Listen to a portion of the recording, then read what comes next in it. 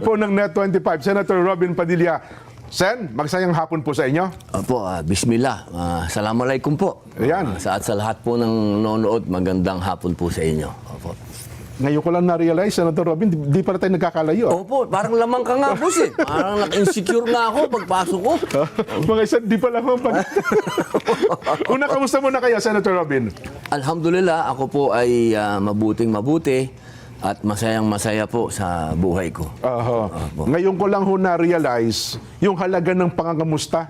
Di ba na naging bahagi na salita ni Senadora Pia Cayetano, kapag ka meron palang konting tensyon, napakahalaga nung kakamustahin ka ng kaibigan nyo, no? Siyempre po, lalo na kapag nasa isang bahay kayo. Yan, Opo.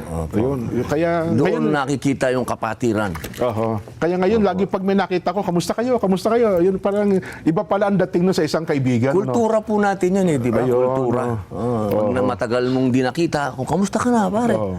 Lalo kapag ka merong konting tensyon, kahit hindi simpleng text, kamusta kayo dyan? Mga ganun pala, no? Ang importansya din, Senator Robin, ano po?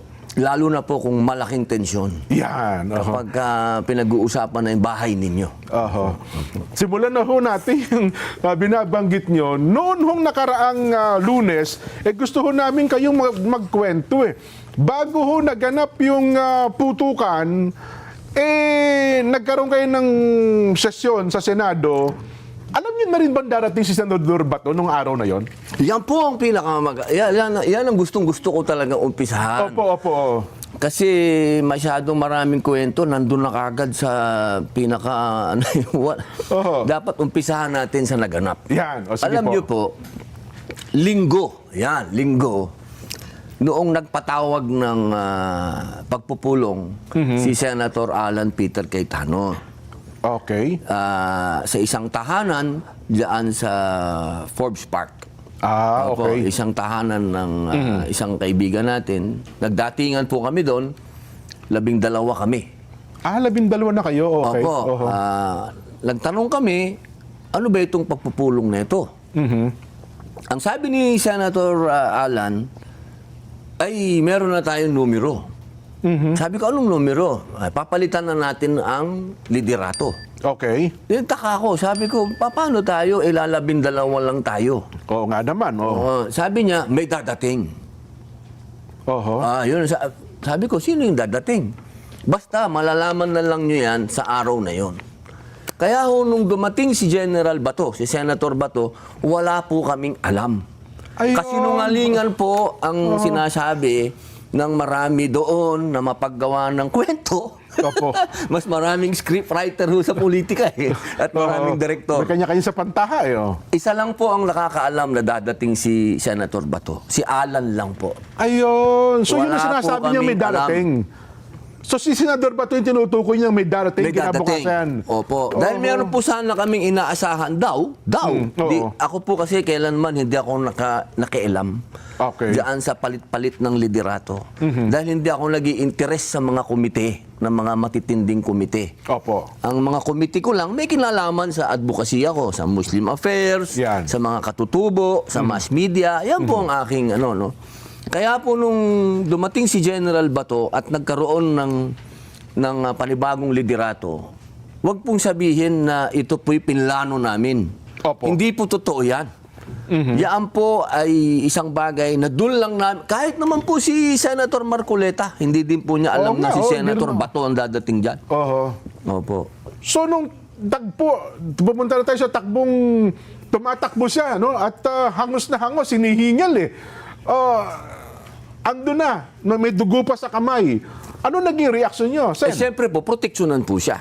Okay. Yun po ang dapat gawin ng lahat Opo. ng senador. Hindi lamang kami.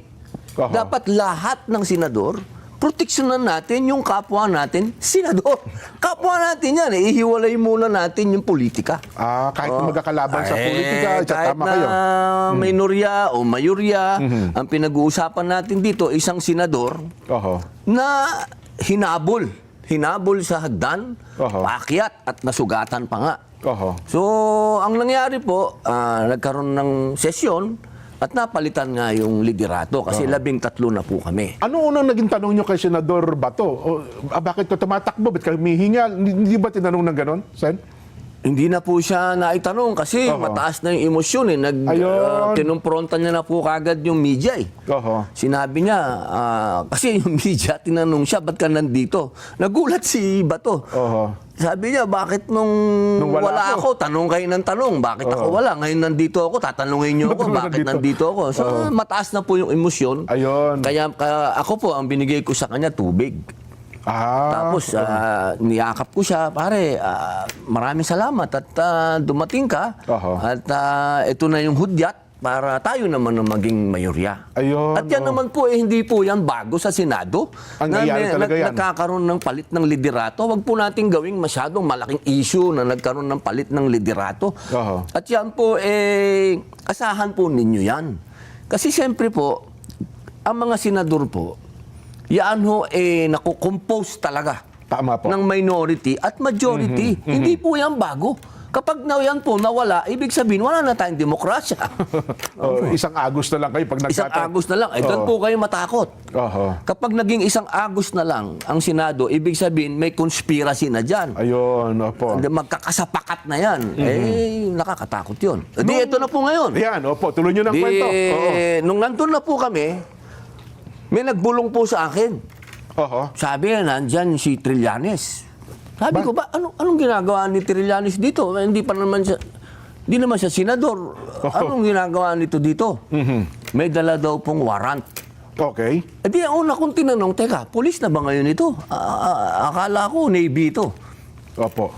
Di sinabi po nila, sabi din po ang nagsabi po sa amin, yung USAA na nandyan opo. si Senador Trillanes. Di sinabi ko kay Bato.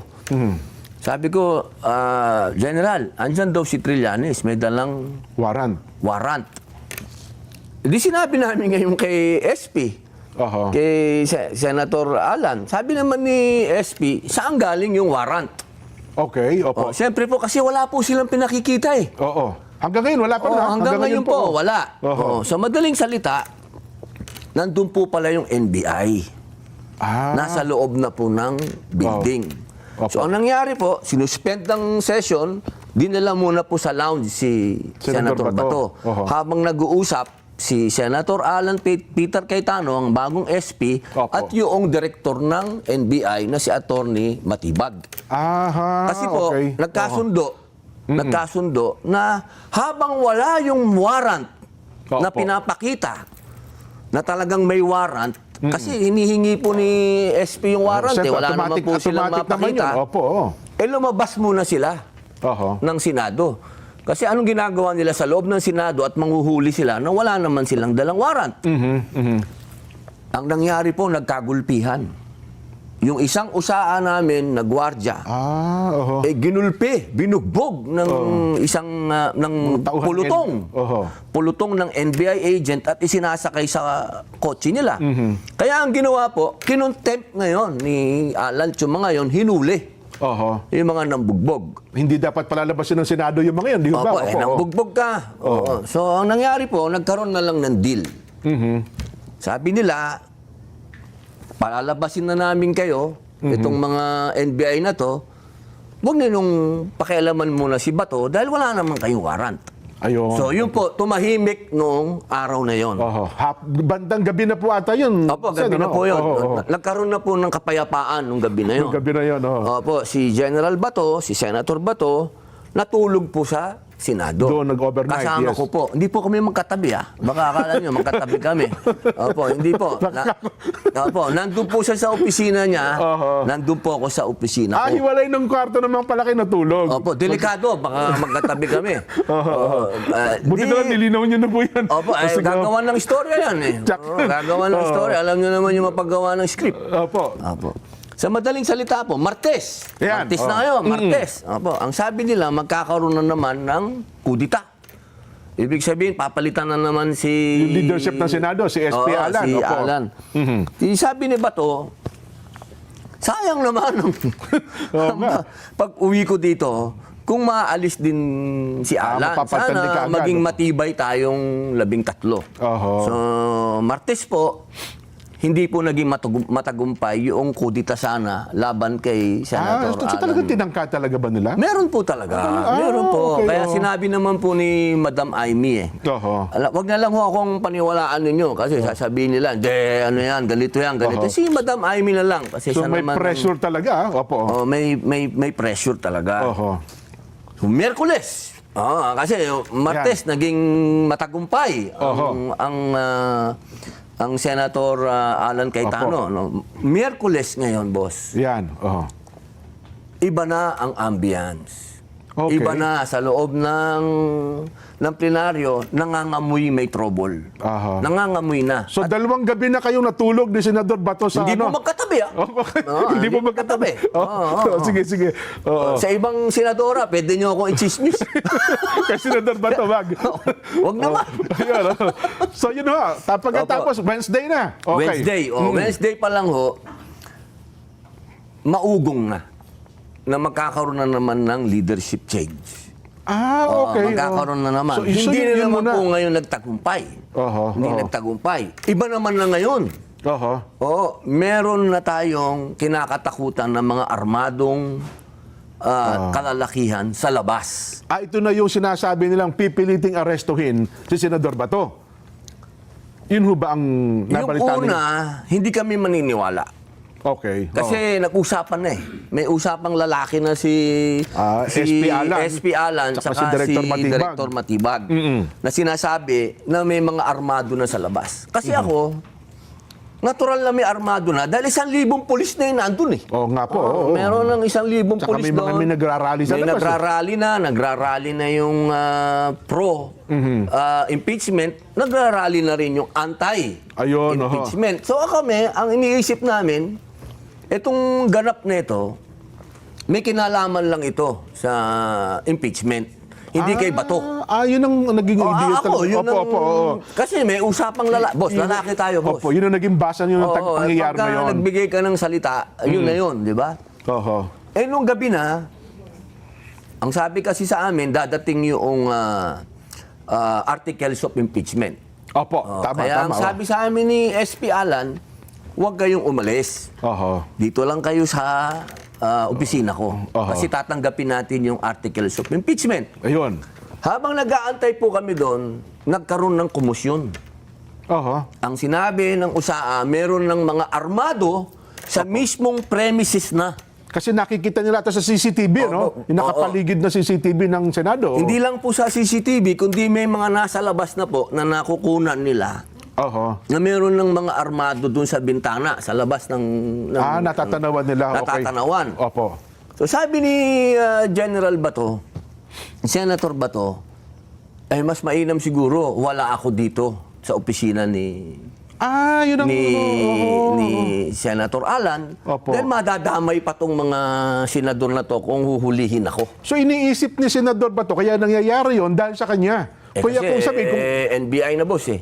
Oo nga, no? NBI na yung boss eh, hindi na yung biro. Oho. Kaya po, umakyat kami. May video yan, boss. Oho, May oho. video yan. Na umalis kami sa opisina ni Senador Alan. umakyat kami sa 5th floor. Okay. Kasama ko si Senator Bato. Oho. Kasi nga, kung totoong magsaserve ng warrant itong NBI, mas maganda nga naman sa opisina ni Bato.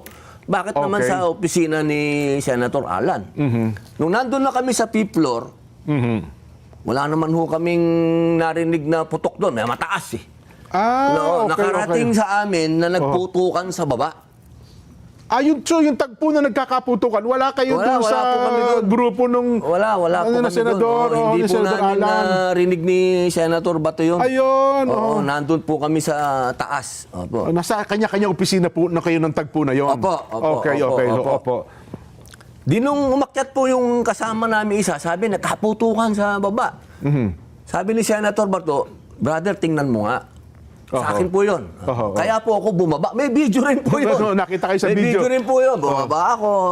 Pumasok ako doon sa opisina ni Senator Alan, ni SP. Tiningnan ko sa loob. Okay naman yung mga senador. Pero syempre, wala na hong ilaw. Tensyon eh. Opo. Naka-live sila. Medyo pumasok na po yung takot. Opo. May umiiyak na po sa kanila. Dahil putukan po talaga. Oho, Pati po yung mga kasama nating media, talagang naghihiyawan takot na. rin. Opo, oo. Opo. So ako naman po, dahil nakita ko naman okay sila, umakyat na naman po ako. Na-video rin po yun. Bumalik ulit kayo sa opisina. May video din po Diplor, yun. oo. Na humabot.